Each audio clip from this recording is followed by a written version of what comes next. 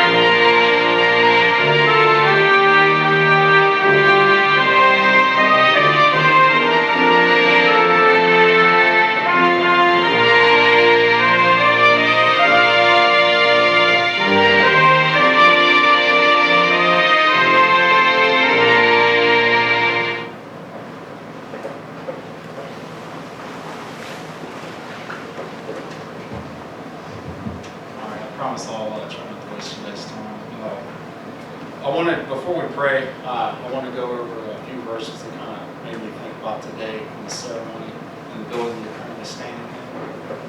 It's a little over 80 years old, and the only reason this thing's standing is because of the solid foundation that was built on it. So I'm going to be reading from Matthew chapter 7, verses 24 through 27.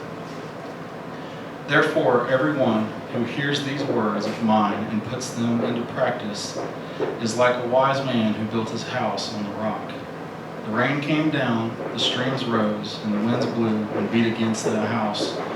Yet it did not fail, because it had its foundation on the rock. But everyone who hears these words of mine and does not put them into practice, like a foolish man who built his house on the sand, the rain came down and the streams rose, and the winds blew and beat against the house, and it fell with a great crash. Let us pray. Heavenly Father, we come to you humbly and just thank you for blessing us with another day on this earth and allowing us to come here mostly to have the freedom to pray and worship you without persecution. I thank you for these leaders at the AMU and guiding us as you guide us. And I pray that if there's anyone here in this building that doesn't have a relationship with you, that you will open up their heart. All they have to simply do is repent, believe in you, and commit their life to you. In Jesus' name I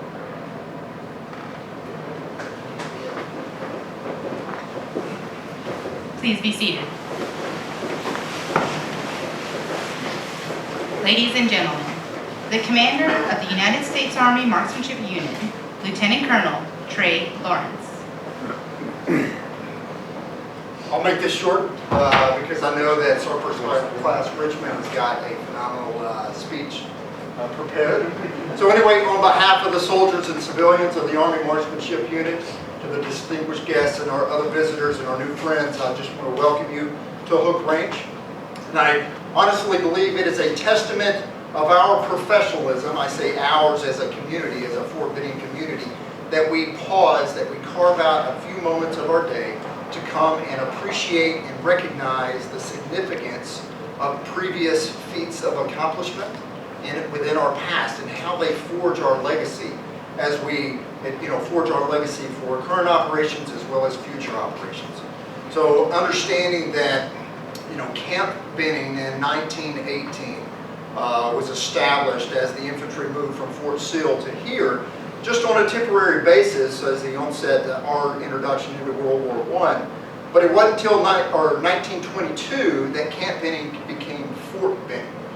And throughout the thousands and thousands of soldiers that have come through Fort Benning during that time, and the thousands of, or the hundreds of units or organizations, you know, they might have maintained their function, but they changed their naming convention. They changed their nomenclature.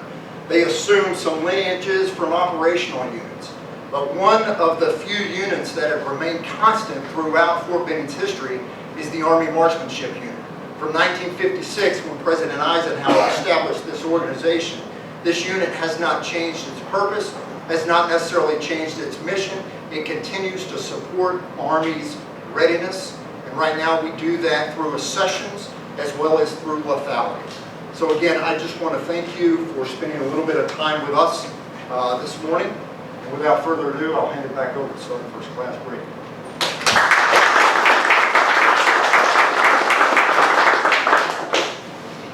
The history of the United States Army Marksmanship Unit. Established in 1956 under the direction of President Eisenhower, the United States Army Marksmanship Unit's primary mission was to almost exclusively that of winning competitions.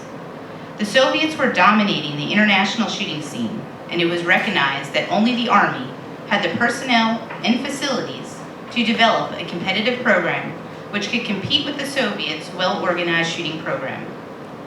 The USAMU quickly established itself as a world power in shooting, leading the U.S. to 6 Olympic gold medals and 59 individual and team championships between 1962 and 1978 in international competition, to go along with the hundreds of major service rifle and service pistol competitions during that time. The USAMU has continued its history of dominance more recently with the service rifle shooter, shooting the first ever perfect 800 in competition. A service pistol shooter, becoming the first competitor to consecutively win all 3 Bianchi Cup divisions in the entire 40 years of the event. Not only do our instructors spend numerous days on the road training other soldiers, but they also compete. One of them being one of only the 17th soldier in the U.S. Army to become triple distinguished. Our service rifle and service pistol teams continue to dominate in national and inter-service competition.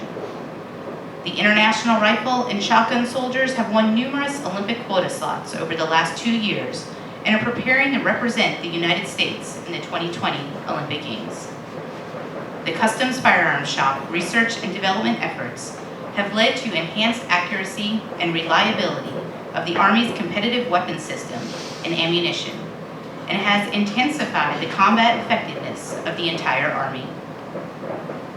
Since 1956, members of the Army Marksmanship Unit have won hundreds of individual, team, and national titles, with more than 40 world champions and 25 Olympic medals.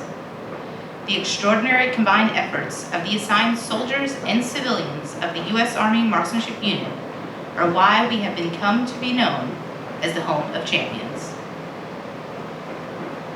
The plaque reads, "On this site in 1921, a single shotgun field was constructed as a recreational shotgun facility for the Fort Benning Officer Club Annex.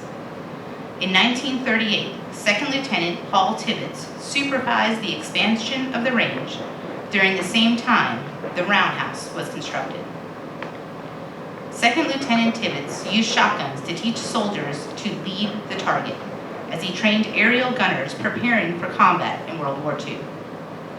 The range was also a place of recreation and meetings for future World War II leaders, including General George S. Patton, Jr., General Omar Bradley, and General Courtney Hodges.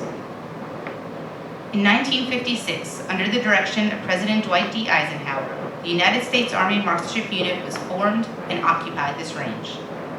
Hook Range has served as a training venue and home for USAMU shotgun Olympians and world champions. Hook Range was named after Alfred J. Hook, a World War I Distinguished Service Cross recipient. It was also featured in the 1967 John Wayne movie, The Green Berets. At this time, welcome two-time Olympian, Sergeant First Class Joshua Richmond, who will provide a few words on this historic day.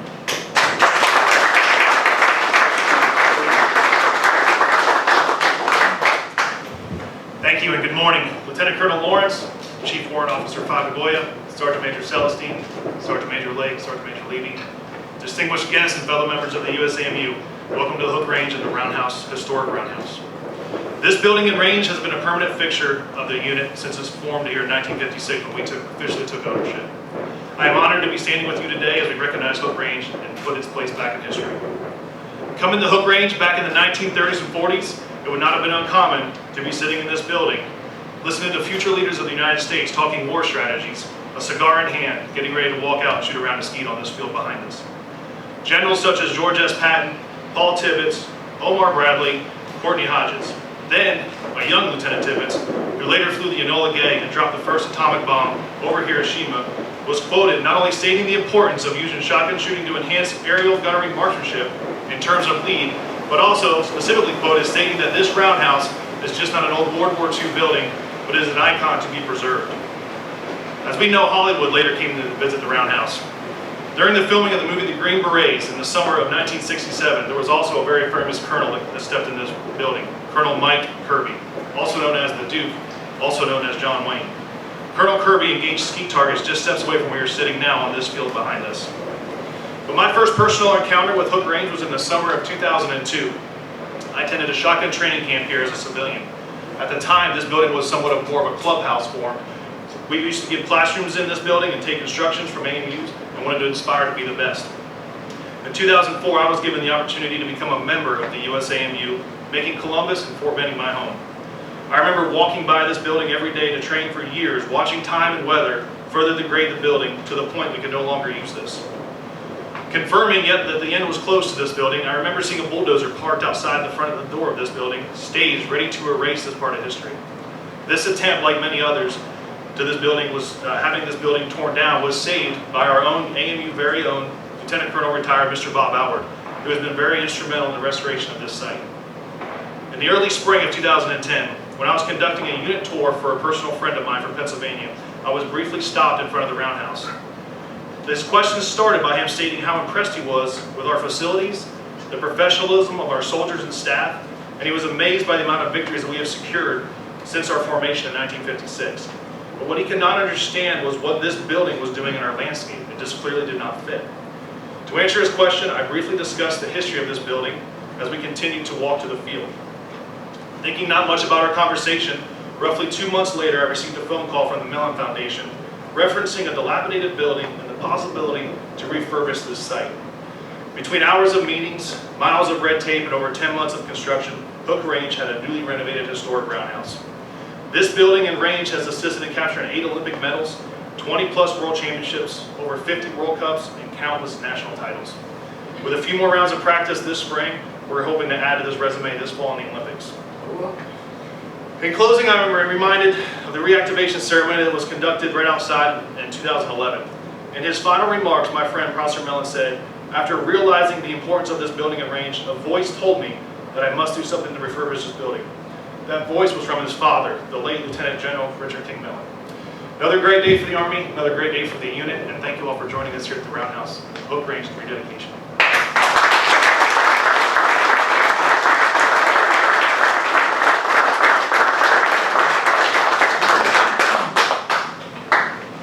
Ladies and gentlemen, please rise for the playing of the Army Song.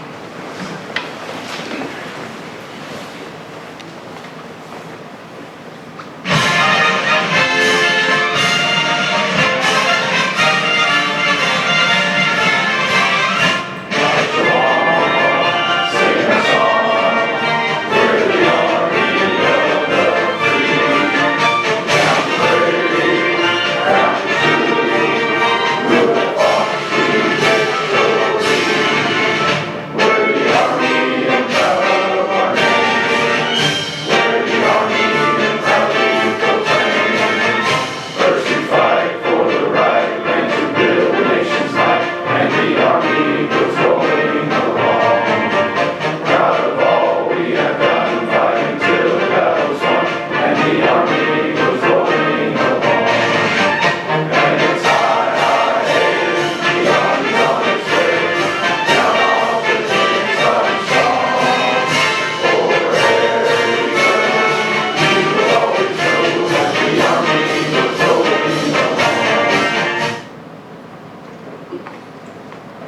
Ladies and gentlemen, thank you very much for attending today's ceremony. This concludes the ceremony. Please take a look around the Patton Roundhouse and stay for some refreshments. On your way out, please take a look at the historical marker outside the building.